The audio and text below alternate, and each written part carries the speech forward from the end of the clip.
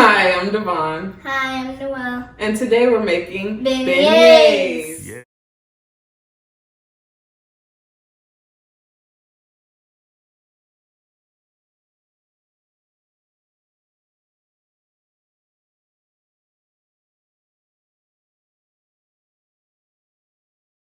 One thing you want to do is make sure you wash your hands very thoroughly.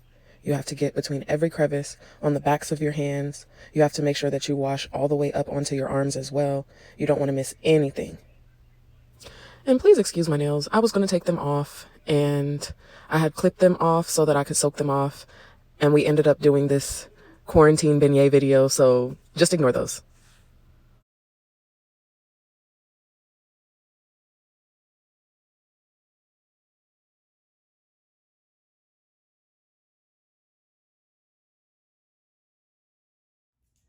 Today we're making beignets. That's Noelle's sister Zaire talking in the background if you can hear her. But today we're making beignets, which is a yeast-based dough. So that means it's going to have to rise. It's not made with like baking powder or baking soda, which is a chemical leavener. This is going to rise from the yeast reacting to the sugars in the dough, and it's going to form gluten. So what we're going to do is we're going to take this bowl and we're going to sift our flour into the bowl. All of our ingredients are already mise en place. I'm teaching Noelle what mise en place is. Do you remember what it is? No. It means everything is in place. Everything is in place. Okay, Yes. I'll remember that. Maybe I can write it down. You can write it down if you want. Now? Not right now, maybe a little later. Right now, what I'm going to do is I'm going to take this flour, put it in the sifter, put a little bit of it in the sifter because it won't all fit at once. That looks like all. No, all of it is not going to fit at once. So what I need for you to do Yes. is run the sifter, pick it up, and then hold it, and then... So here I had Noelle sift the flour. She had never used this type of sifter before. So this was a learning experience for her. Before we moved here, we had the other ones that you just shake. So this was fun to see her learn how to do this. Because you're gonna pack the flour if we put it back down on top of it. So keep holding it, hold that still, don't turn it anymore. I'm gonna put the rest through.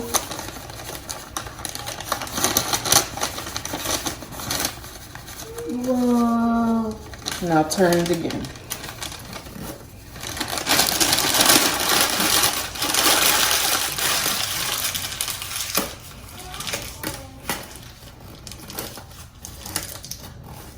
So hard for just two things to fit in one hole. Okay, now I'm gonna put the sugar through.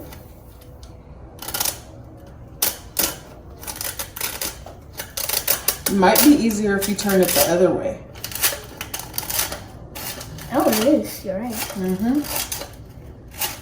And now, because we're using instant yeast, I'm gonna add the yeast now instead of putting it into warm water or warm liquid. Oh, just one. And then I'm also going to add salt.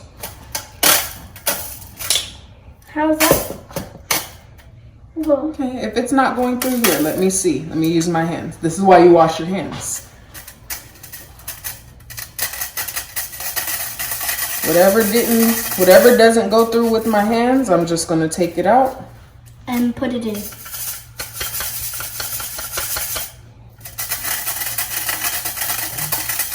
Okay, so this isn't going through. So we're going to keep this on the side and not put this in here. Because whatever's not sifting through here, it doesn't need to go in there to make the dough lumpy.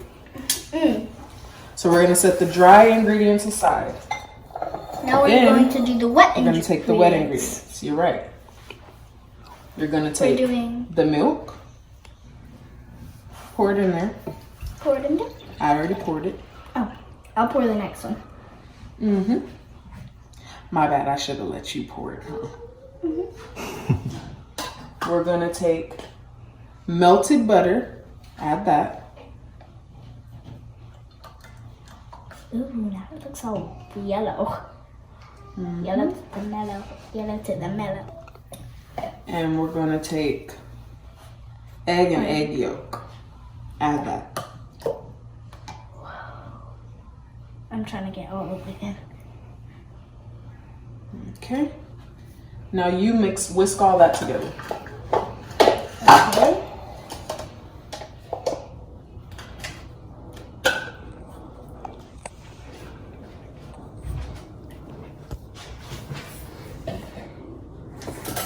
Do you see the egg yolk is spinning around in there? Mm-hmm. Okay, pause for a second. Mm-hmm. Take the whisk and try to smash down the egg yolk.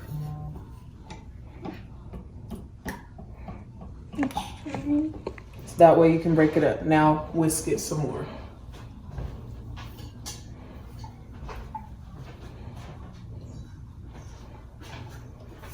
It's already in there.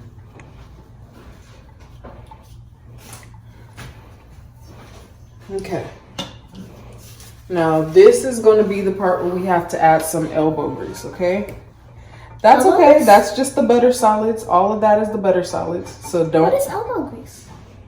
Elbow grease means we're going to have to use our physical strength. Pour that into the flour.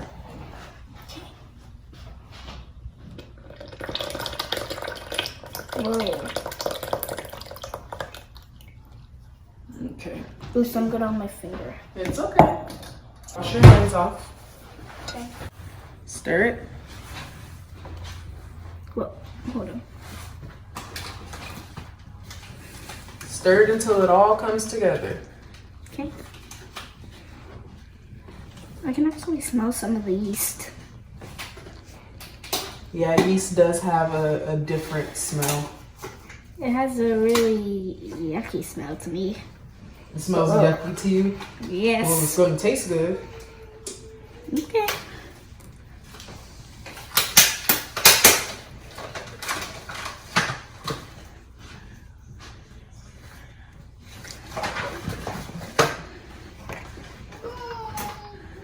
It's coming together nicely. Mm-hmm. It's becoming dough. And once it's come together, it's starting to get hard to mix now. No, my arm is just tired a little bit. Here, let me see so I can show you what we're gonna do next. It's almost together like it needs to be. And then after it reaches a certain point, it's starting to come together. You see that? You see how it's come together now? I'm going to clean this off. For some reason, I said I'm going to clean this off and never finished my sentence in this clip. So what I was saying here was I'm going to clean this off and then turn it out onto the 2 silicone mats next to the bowl. And again, here I'm just explaining how we're going to turn it out onto a silicone mat. You don't have to use a silicone mat. You can use any surface you see fit to roll a dough out onto, but just make sure that you flour it generously and that you make sure it's not going to stick to whatever surface that you're going to use.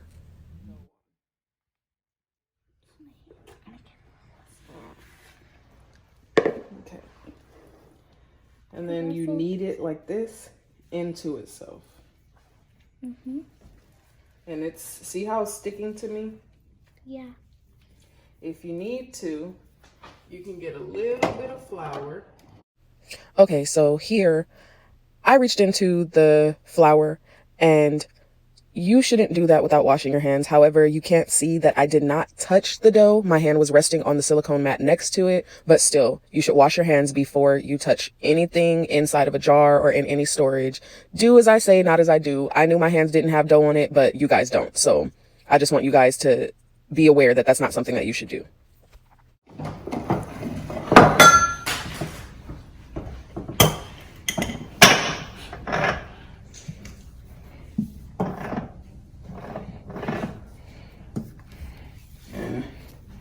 sprinkle a little bit of flour onto there.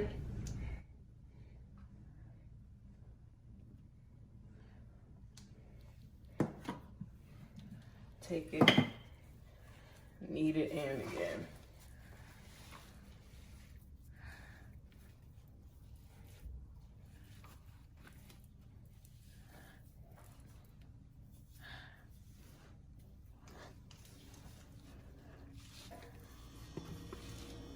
Could I need some too?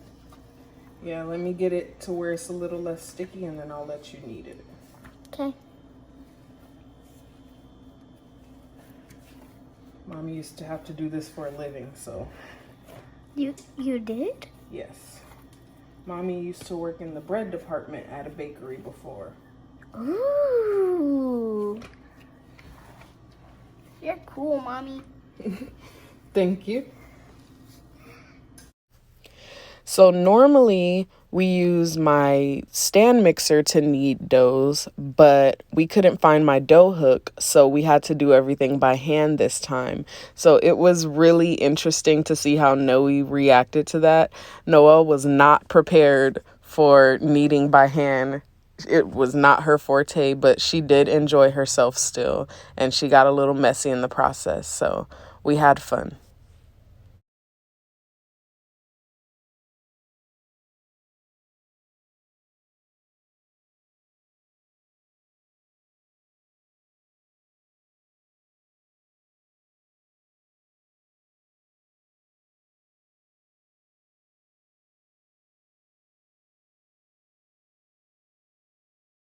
Take your dough, you put it in a greased bowl, and then you let it sit in there covered with the damp towel for 1 hour and a half or until it's doubled in size.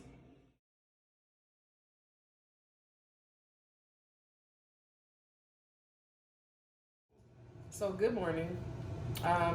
We ended up letting it proof overnight in the fridge and coming back and deciding to make it in the morning.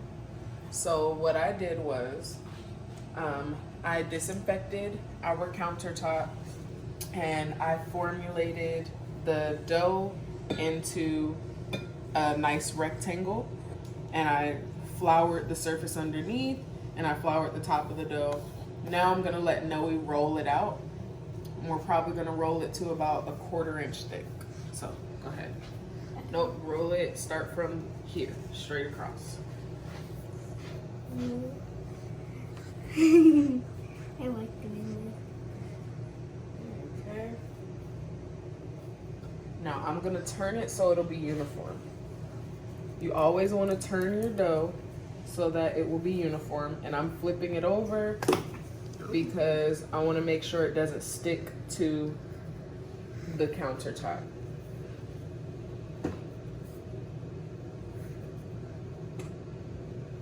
this. I like doing this. This is fun. Okay, I'm gonna dust a little flour, not that much. I'm gonna flip it back over this Mommy. way. It's okay, it's gonna be messy. I got a sugar road on my arm. Okay, can I see? Yes. Okay, one thing you wanna do is apply even pressure when you're rolling. Mm-hmm. Turn it, flip it. It looks good already. Even pressure.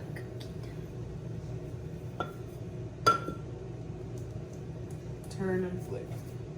A lot of people don't turn and flip. I turn it and flip it because it keeps it from sticking to Can the I roll now? surfaces. Mommy, Hold on, can I baby. roll? I'm trying to get it into a more rectangular shape. Yeah.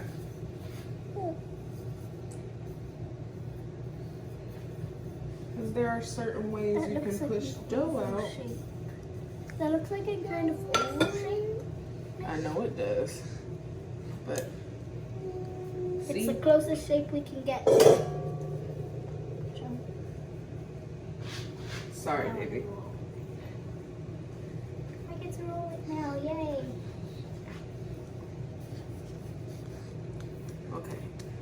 it just a little bit more because we're almost there. Roll it this way.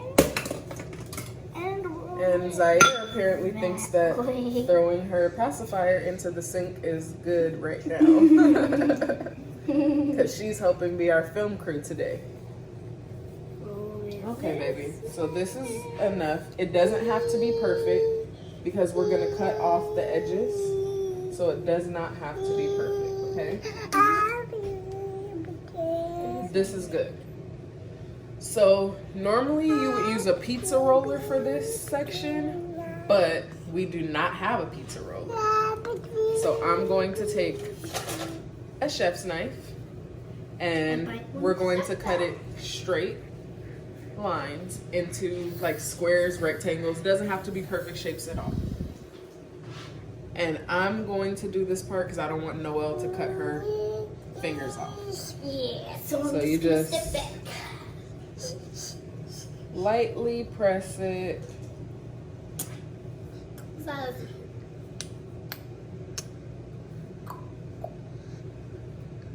You can cut them however big or small you want them to be. So I'm just cutting the beignets into squares. Nothing fancy, nothing perfect, just a general shape. Nothing has to be perfect for these. You don't want to work the dough too much because you don't want them to be too chewy on the outside. You just want to lightly cut the shapes and then leave the dough alone.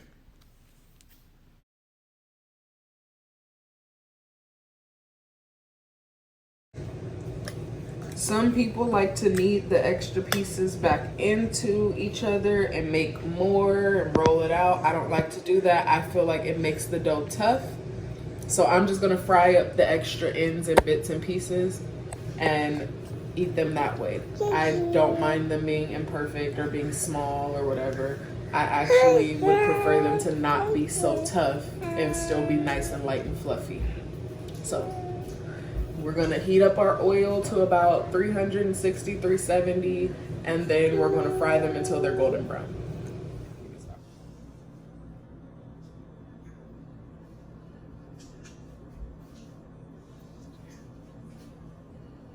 So you drop the beignets in just like this, and then they will float up. See? And you let them fry for about 1.5 to 2 minutes per side, and then you flip it. Then you take it out and drain it on a paper towel.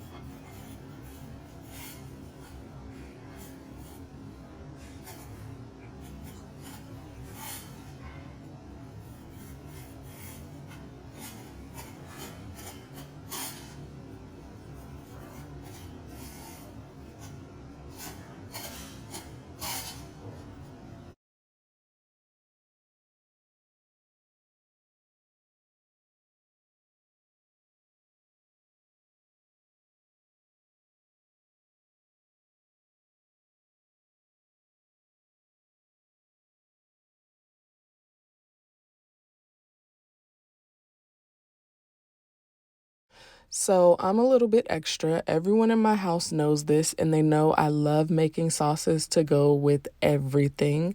So I had made a blackberry hibiscus sauce. I kind of just threw it together in like 5 minutes. If you want the recipe, let me know. Me and Noey can make the recipe. It's really simple. It's not difficult at all, and it's really delicious and refreshing. And you can also use it in other avenues, not just on beignets. You can use it on pancakes, waffles, French toast, anything like that. You can even use it with a savory dish like some chicken if you want. It's really good.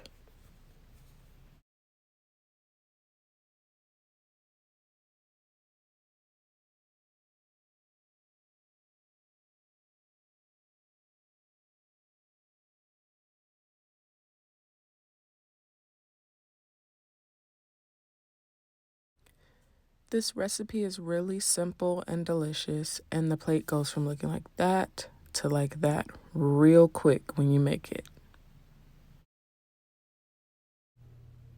Thank you guys for watching. Please like and subscribe.